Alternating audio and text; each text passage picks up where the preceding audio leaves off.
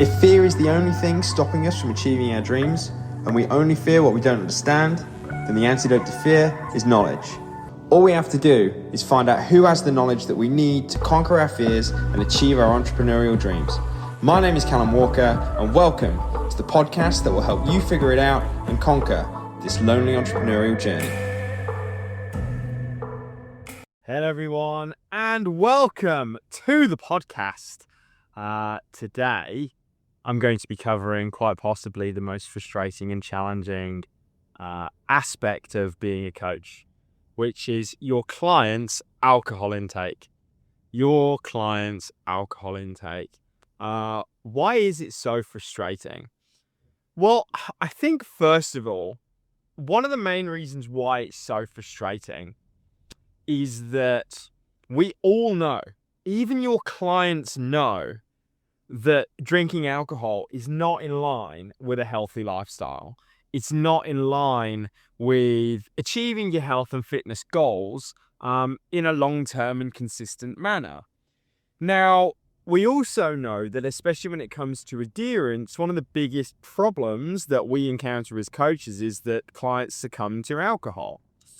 Now, the important thing that I'm going to kind of press on here, which is what I want to talk to you about today, I'm going to run through just a simple way in which you can begin getting your clients to think differently about alcohol and kind of get them to a place where, they change their alcohol intake. So this can really serve as a beacon of hope for you, to give you something to actually go back to your clients with to try. But I want to just, first of all, just press on the frustration a bit, because I think this is the true frustration. That when our clients aren't making progress, when they're not losing weight, when they're not moving forward with things, and we all know that alcohol is the reason why, and we address their alcohol intake, a lot of clients will come back to you and will go, well, I'm not going to not drink. I'm not going to do that. And they almost kind of make you feel guilty for telling them not to drink alcohol.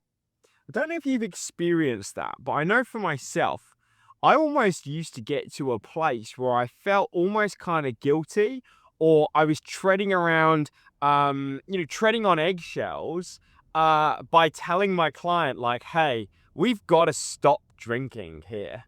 You want to get in shape, you got to stop drinking.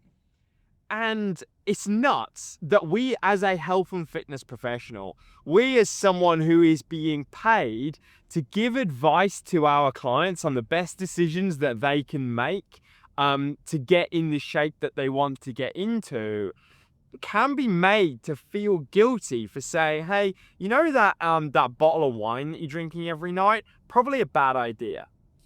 And I think part of the reason for that is, I think the reason for that is people's relationship with alcohol. What do they use alcohol for? A lot of your clients will be using alcohol as a crutch to escape the reality of their day, as a way to unwind, as a way to de-stress, as a way to socialize. I'm not going to use this episode as a way to kind of get into the deep philosophical roots of why people consume alcohol. Most of the time they're consuming alcohol because, there is a hole, there is a void that they can't fill from anything else than alcohol. But this isn't about them. This is about what you can do as a coach to really kind of address your client's alcohol intake, because 100% your clients will not make long-term sustainable progress drinking alcohol in a long-term way. They won't. They may get some movement early doors. They may make a little bit of progress, but if they're drinking a lot of alcohol, they're not going to be healthy. End of story. I think one of the most refreshing things that I heard was from Andrew Huberman, where he did a podcast episode all on the biology and the neurochemistry of alcohol. And he basically said the best amount of alcohol to drink for your health is none. All of this kind of, one is health. No, none. Okay. Now, am I saying you need to get all of your clients teetotal? No. Am I saying you need to go teetotal? No. But I'm not going to lie and say that a little bit of alcohol from a health perspective is better than none. It's not. But also a little is better than a lot. So if we kind of look at what can you do around this, well, there's two things that I'm going to suggest. One, something that you can go back to your clients with. And two, in terms of yourself as a coach, something that you yourself need to stop doing. And it's something that you will be doing if you struggle with this, if you do feel maybe a little bit guilty telling your clients not to drink, that you will be doing before they ever become a client. So the first thing is I'm going to start with you. And I know that you're doing this because I used to do this. So I used to find myself with a lot of clients who would not budge when it came to me telling them to drop alcohol. And the reason for that was because of myself. What do I mean by that? Well, first of all, I'm going to sneeze. Oh, bless me. Sorry, we still got the hay fever bug. So it started with me. And it started from my marketing. What's my marketing got to do with my clients? Everything. Because your marketing effectively tells your client the kind of coach that they're going to be signing up with.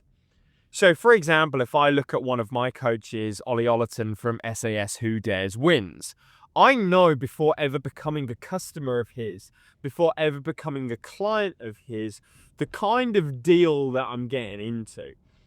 That I know that Ollie is not going to allow me to jump on a call and say, I was out with the lads, I just like to drink, I like to kick back, relax. No, because from his marketing, he's a no-nonsense, no bullshit, like, hey, you want to get results, take accountability for your own results and I will guide you in the right direction. I know that from the get-go. So, first of all, and it always happens around Christmas.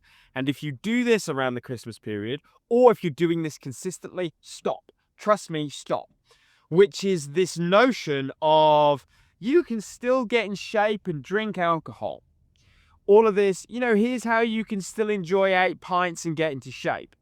Now, I understand why you're doing it, because I used to do it. I used to think that doing that would make me attractive. That I could basically give people what they wanted, which was like, you can get into shape without giving anything up. The thing is, that's a lie. Okay, it's a lie. And do you know why it's a lie? Because if you do the same thing over and over again, you're going to get the same results. Okay, remember, your results are a direct consequence of your actions. So if your actions do not change, your results do not change. So us as coaches saying, hey, you can get different results from the same actions, that's just not true. Now, why do we do that? Because it makes us attractive in our mind. We think that by giving people what we think that they want, which is like, hey, you can still get into shape and drink loads of booze, it's going to set us apart. It's going to position us as the coach who isn't restrictive, who every other coach is like, no, you've got to slog really hard, you've got to work really hard, you've got to give all of this and this up. But I can position myself as the coach who says you don't need to do that. Now, here's the thing. We do that thinking that that is going to set us apart. It actually doesn't, because every other coach says that now. That I literally go on social media and I follow a ton of coaches, and pretty much every coach says you don't have to give stuff up to get into shape. It's all about balance. Don't restrict yourself. No, you have to restrict yourself. You have to change your actions to get different results. And we have to make that clear in our marketing. Otherwise, we are lying. But more importantly for us, if you are promoting yourself as a coach who says that you can get into shape while drinking alcohol, all you're going to do is attract people who want to drink alcohol to get into shape. So if you're left with clients who are a nightmare to get them to stop drinking, but you're positioning yourself as a coach who says you can get into shape and drink alcohol, you set yourself up for that failure. And I know that because I used to do that. And I used to do that because I used to think it would make me attractive. Okay? But the only thing it did was wind me up with clients who didn't want to give up alcohol. And then when that person is not making progress, when that person is not having success, and I know alcohol is the reason why, what is the one thing I can't tell them to do? The one thing I can't tell them to do is stop fucking drinking. I can't say that because they come back and go, well, I was under the impression when we first started I could still drink and get into shape, and now you're doing a complete 360. Sorry, not 360, 180. Like, that's not the deal. Like, I signed up with you for that reason. So first of all, in your marketing, ask yourself the question, am I doing this? It's the same with clients who aren't adhering to the plan. It's the same with clients who won't give up chocolate crisps and cookies. Ask yourself in your marketing, are you positioning yourself as a coach who says you don't have to restrict anything and get into shape? Okay? Because if you are, you're setting yourself up for failure. So, as always, I've decided I'm going to split this into a part 1 and a part 2. So, in part 2, I'm going to reveal if you have ticked that box, if you have gone like, okay, I don't do that in my marketing, or if I have done that in my marketing and my content, I'm going to stop. In part 2, the next episode, I'm going to run through what you can go back to your clients with to get them to stop drinking alcohol. How important is that going to be?